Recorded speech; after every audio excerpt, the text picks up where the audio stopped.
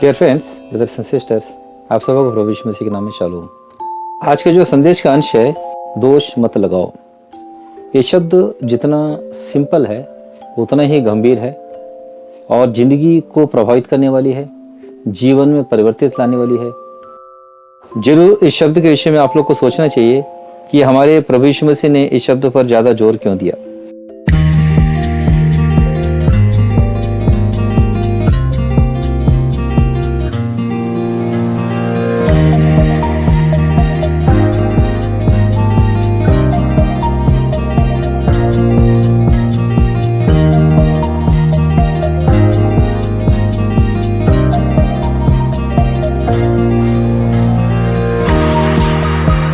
इस अंश पर ध्यान के लिए आइए हम बाइबल के कुछ वचनों को देख लेते हैं। लूका रचित सुसमाचार 6वां अध्याय का 37 वचन।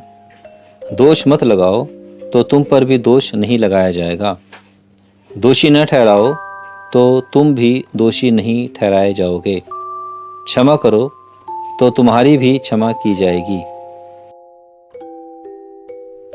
मत्ती रचित सुसमाचार 5वां अध्याय का 7वां वचन। धन्य हैं वे जो दयावंत हैं, क्योंकि उन पर दया की जाएगी। हमारे लिए जो 21वीं सदी में हम रहते हैं, बड़ी विडंबना की बात यह है कि ये जो शिक्षा बाइबल की है वो शिक्षण संस्थानों में और धार्मिक क्षेत्रों में और आम बोलचाल की भाषा में मिल जाती है, जिससे ऐसा लगता है कि सारे मनुष्य में ऐसे स्वभाव पहले से होता है कि वो कहते हैं दोष मत लगाओ, तुम पर भी दोष लगाया जाएगा, नहीं तो तुम किसी का बुरा मत करो, नहीं तो तुम्हारा बुरा हो जाएगा। और एक डायलॉग आपने सुना होगा, जैसी करनी वैसी भरनी। तो ऐसा लगता है कि ये शिक्षा आम बात है, परमेश्वर का वचन बाइबल में है तो ये कोई बड़ी बात नहीं है। पर इसकी शिक्षा का आरंभ कहाँ से आया? अगर देखा जाए तो इस शिक्षा का आरंभ बाइबल से आया। क्यों हमारे प्रभु यीशु मसीह ने इस बात पर जोर दिया कि दोष मत लगाओ?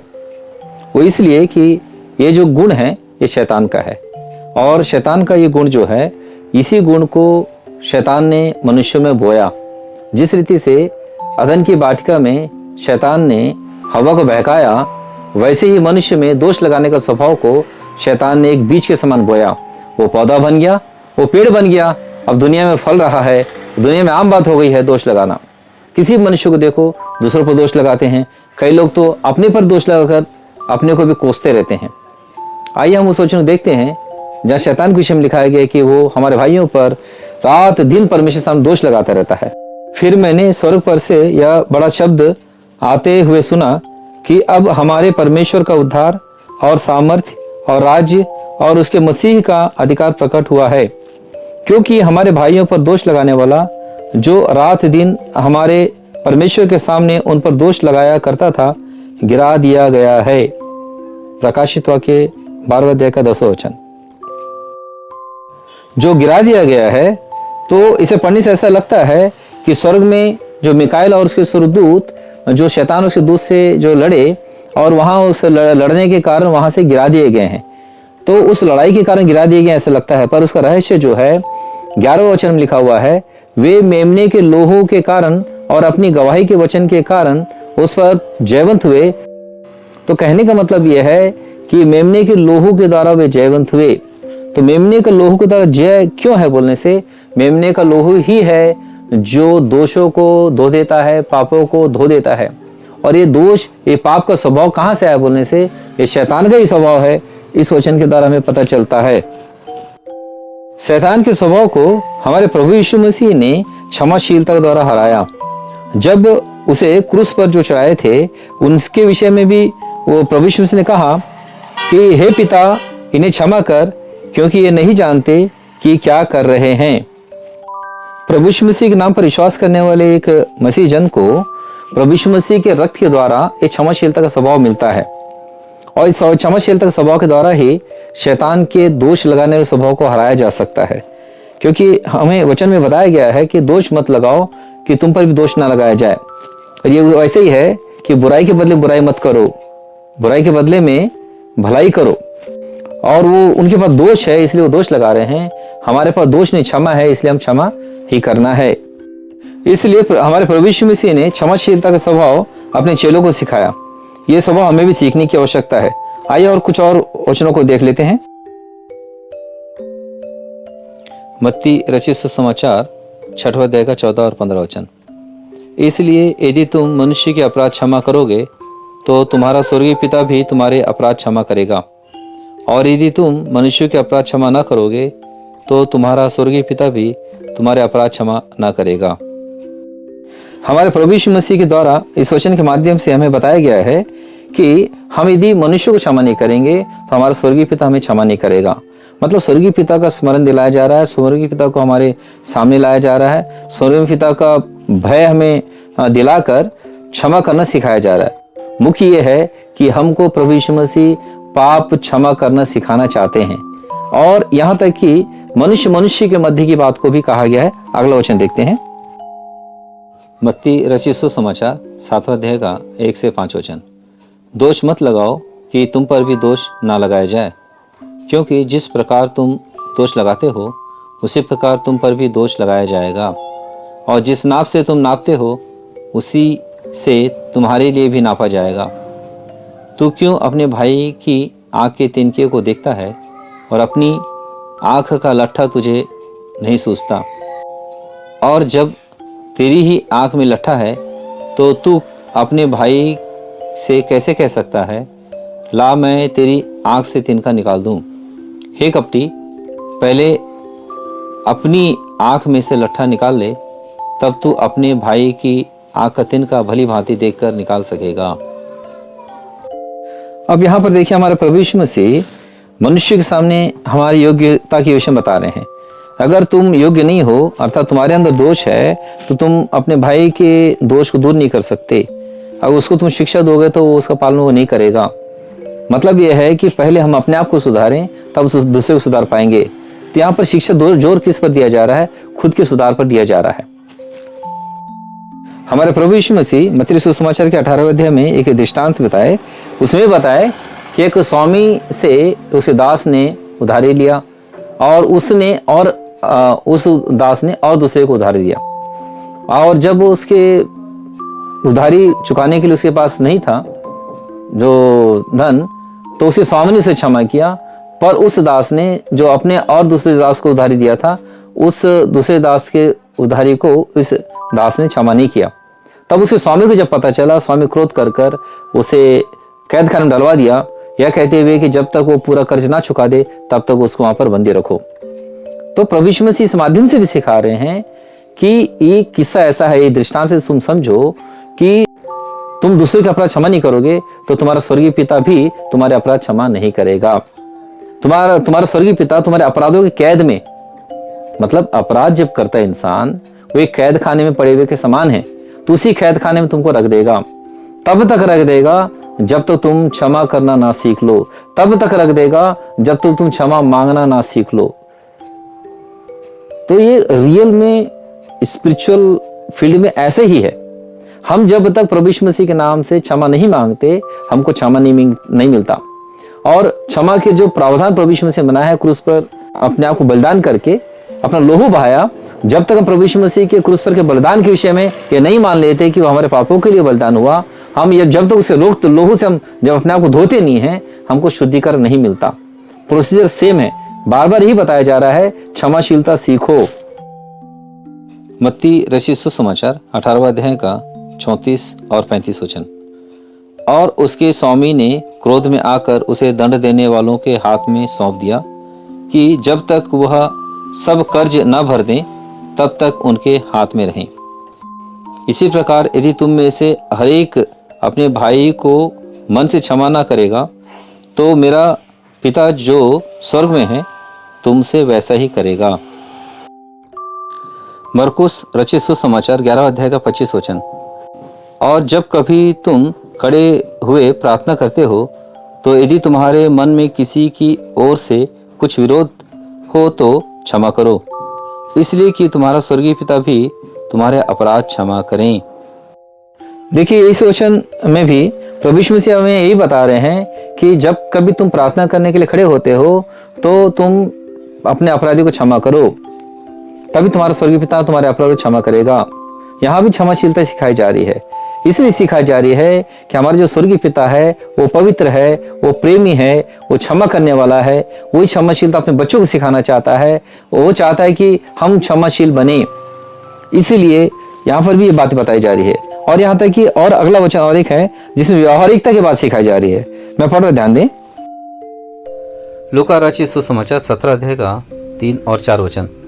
सचेत रहो, यदि तेरा भाई अपराध करे तो उसे समझा, और यदि पछताए तो उसे क्षमा कर। यदि दिन भर में वह 7 बार तेरा अपराध करे और 7 बार तेरे पास फिर आकर कहे कि मैं पछताता हूँ, तो उसे क्षमा कर। दोष ना लगाओ करके इतना सिखाने पर भी यदि नहीं सीखते हैं, नहीं समझते हैं, तो आगे और देखिए परमेश्वर के वचन में क्या लिखा हुआ है। ये वचन हो सकता है कि आपको डर भी लगे, पर ध्यान से सुनिएगा। रोमियो की पत्री 2 अध्याय का 1 और 2 वचन। अतः हे दोष लगाने वाले, तू कोई क्यों ना हो, तू निरुत्तर है, क्योंकि जिस बात में तू दूसरे पर दोष लगाता है उसी बात में अपने आप को भी दोषी ठहराता है। इसलिए कि तू जो दोष लगाता है स्वयं ही वह काम करता है, और हम जानते हैं कि ऐसे ऐसे काम करने वालों पर परमेश्वर की ओर से ठीक ठीक दंड की आज्ञा होती है। और आगे वचन देखिए, खान पान की विविधता पर भी दोष लगाने से मना किया गया है। रोमियो की पत्री 14 अध्याय का 3 और 4 वचन। और खाने वाला ना खाने वाले को तुच्छ ना जाने, और ना खाने वाला खाने वाले पर दोष ना लगाएं, क्योंकि परमेश्वर ने उसे ग्रहण किया है। तू कौन है जो दूसरे के सेवक पर दोष लगाता है? उसका स्थिर रहना या गिर जाना उसे स्वामी ही से संबंध रखता है, वरन वह स्थिर ही कर दिया जाएगा, क्योंकि प्रभु उसे स्थिर रख सकता है। रोमियो की पत्री 14 अध्याय का 10 वचन से 16 वचन तक। तू अपने भाई पर क्यों दोष लगाता है, या तू फिर क्यों अपने भाई को तुच्छ जानता है? हम सब के सब परमेश्वर के न्याय सिंहासन के सामने खड़े होंगे, क्योंकि लिखा है, प्रभु कहता है, मेरे जीवन की सौगंध कि हर एक घुटना मेरे सामने टिकेगा और हर एक जीव परमेश्वर को अंगीकार करेगी। इसलिए हम में से हर एक परमेश्वर को अपना अपना लेखा देगा। अतः आगे को हम एक दूसरे पर दोष न लगाएं, पर तुम ठान लो कि कोई अपने भाई के सामने ठेस या ठोकर खाने का कारण ना रखें। मैं जानता हूं और प्रभु यीशु से मुझे निश्चय हुआ है कि कोई वस्तु अपने आप से अशुद्ध नहीं, परंतु जो उसको अशुद्ध समझता है उसके लिए अशुद्ध है। यदि तेरा भाई तेरे भोजन के कारण उदास होता है तो फिर तू प्रेम की रीति से नहीं चलता। जिसके लिए मसीह मरा उसको तू अपने भोजन के द्वारा नाश न कर, अब तुम्हारी भलाई की निंदा न होने पाए। और पौलुस देखिए इस विषय में क्या कह रहा है कि मैं तो क्षमाशीलता सीख चुका हूं, मैं क्षमा करना जानता हूं, पर उसके बावजूद भी कोई हो जो क्षमा करना नहीं सीखे हैं और यदि मुझ पर भी दोष लगाते हैं तो मैं इस विषय में कोई चिंता नहीं करता, मैं इसमें कोई बड़ी बात नहीं मानता, बहुत छोटी बात मानता हूं। वो इसलिए कि हम सबका न्याय करने वाला एक प्रभु है। प्रभु जब आएगा हम सबों का न्याय करेगा, मन की मतियों को भी प्रकट करेगा। पहला कुरिन्थियों की पत्री 4 अध्याय का 3 से 5 वचन। परंतु मेरी दृष्टि में यह बहुत छोटी बात है कि तुम या मनुष्यों का कोई न्याय मुझे परखे, वरन मैं आप ही अपने आप को नहीं परखता, क्योंकि मेरा मन मुझे किसी बात में दोषी नहीं ठहराता, परंतु इससे मैं निर्दोष नहीं ठहरता, क्योंकि मेरा परखने वाला प्रभु है। सो जब तक प्रभु ना आए समय से पहले किसी बात का न्याय ना करो। वही तो अंधकार की छिपी बातें ज्योति में दिखाएगा और मनों की मतियों को प्रकट करेगा। तब परमेश्वर की ओर से हर एक की प्रशंसा होगी। इसलिए डियर फ्रेंड्स, बाइबल हमको ये सिखाता है कि क्षमाशीलता सीखो और प्रेम का अनुसरण करो, क्योंकि प्रेम जो है वो अपराधों को ढांपता है। परमेश्वर वचन हमें ये बताता है कि प्रेम अपराधों को ढांपता है। और प्रेम के विषय में और आगे की जो लिखा हुआ है मैं पढ़ रहा, ध्यान दें। पहला कुरिन्थियों की पत्री 13 अध्याय का 4 से 7 वचन। प्रेम धीरजवंत है और कृपाल है, प्रेम डाह नहीं करता, प्रेम अपनी बड़ाई नहीं करता और फूलता नहीं, वह अनरीति नहीं चलता, वह अपनी भलाई नहीं चाहता, झुंझलाता नहीं, बुरा नहीं मानता, कुकर्म से आनंदित नहीं होता, परंतु सत्य से आनंदित होता है। वह सब बातें सह लेता है, सब बातों की प्रतीति करता है, सब बातों की आशा रखता है, सब बातों में धीरज धरता है। इफिसियों की पत्री 4 अध्याय का 32 वचन। एक दूसरे पर कृपालु और करुणामय हो, और जैसे परमेश्वर ने मसीह में तुम्हारे अपराध क्षमा किए, वैसे ही तुम भी एक दूसरे के अपराध क्षमा करो। कुलुस्सियों की पत्री 3 अध्याय का 13वां वचन। और यदि किसी को किसी पर दोष देने को कोई कारण हो, तो एक दूसरे की सह लो और एक दूसरे के अपराध क्षमा करो। जैसे प्रभु ने तुम्हारे अपराध क्षमा किए, वैसे ही तुम भी करो। याकूब की पत्री 4 अध्याय का 11 और 12 वचन। हे भाइयों, एक दूसरे की बदनामी ना करो। जो अपने भाई की बदनामी करता है या भाई पर दोष लगाता है, वह व्यवस्था की बदनामी करता है और व्यवस्था पर दोष लगाता है। और यदि तू व्यवस्था पर दोष लगाता है, तो तू व्यवस्था पर चलने वाला नहीं, पर उस पर हाकिम ठहरा। व्यवस्था देने वाला और हाकिम तो एक ही है, जिसे बचाने और नाश करने की सामर्थ है। तू कौन है जो अपने पड़ोसी पर दोष लगाता है? याकूब की पत्री 5 अध्याय का 9वां वचन। हे भाइयों, एक दूसरे पर दोष न लगाओ, ताकि तुम दोषी न ठहरो। देखो, हाकिम द्वार पर खड़ा है। Dear friends, brothers and sisters, आप लोगों से मेरा कहना यह है कि इन वचनों को आप ध्यान से पढ़िए और अकेले में भी आप इस वचनों का ध्यान कीजिए कि क्यों हमारे प्रभु यीशु मसीह हमें क्षमाशीलता सिखाना चाहते हैं। इसको पूरी तरह से डिस्ट्रॉय क्यों करना चाहते हैं, इस नेचर को, इसके अंश अंश को भी, कण कण को भी निकाल कर हमसे बाहर क्यों करना चाहते हैं। कई तरीके से वचन में शिक्षा दी गई है। परमेश्वर पिता को स्मरण दिलाया गया है और लोग अपने भाई बंधुओं के बीच में रिस्पेक्ट का नेचर मेंटेन करने के लिए, उनको शिक्षा देने के लिए, योग्य बनाने के लिए बताया गया है। और कई तरीके से बताया गया, ये भी बताया गया अगर नहीं मानते हो तो दंड भी है। वो इसलिए बताया गया है कि इसे कंप्लीटली एक परमेश्वर संतान जो है उसके अंदर से निकाल देना है नेचर को, क्योंकि ये शैतान का अंश है। शैतान का कोई भी गुण लक्षण जो परमेश्वर की ओर से नहीं है, उसे डिस्ट्रॉय कर देना परमेश्वर की इच्छा है। हर एक वो पौधा जो स्वर्गीय पिता के ओर से नहीं बोया गया, उसे उखाड़ दिया जाएगा, हमारे प्रभु यीशु मसीह ने कहा। तो ये शैतान का नेचर है। शैतान की ओर से बोया गया बीज था, जो पौधा बन गया, अभी पेड़ बन गया दुनिया में, इसे प्रभु यीशु मसीह उखाड़ने का काम कर रहे हैं। और ये उखड़े बिना आप परमेश्वर संतान नहीं बन सकते, इस बात को याद रखिएगा। और इसमें और थोड़ा और समझाना चाहता हूं, ये जो नेचर है एक सृष्टि है।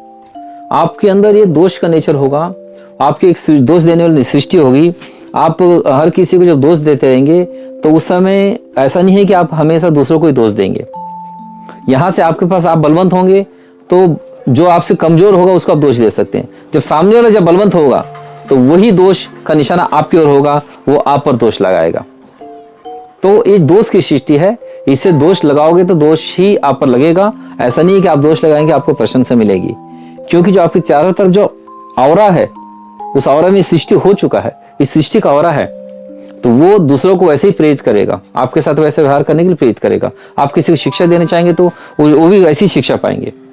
इसीलिए इस पूरी सृष्टि को डिस्ट्रॉय करना है, इसके पूरे सांचे को, ये जो औरे को ही पूरा बाहर कर देना है, इसकी पूरी स्टडी को बाहर कर देना है। और इसके जगह में हमको परमेश्वर का प्रेम सीखना है। परमेश्वर प्रेम सीखने के लिए क्षमाशीलता से ही शुरुआत होती है। क्षमाशीलता को सिखाने के लिए हमारे प्रभु यीशु मसीह ने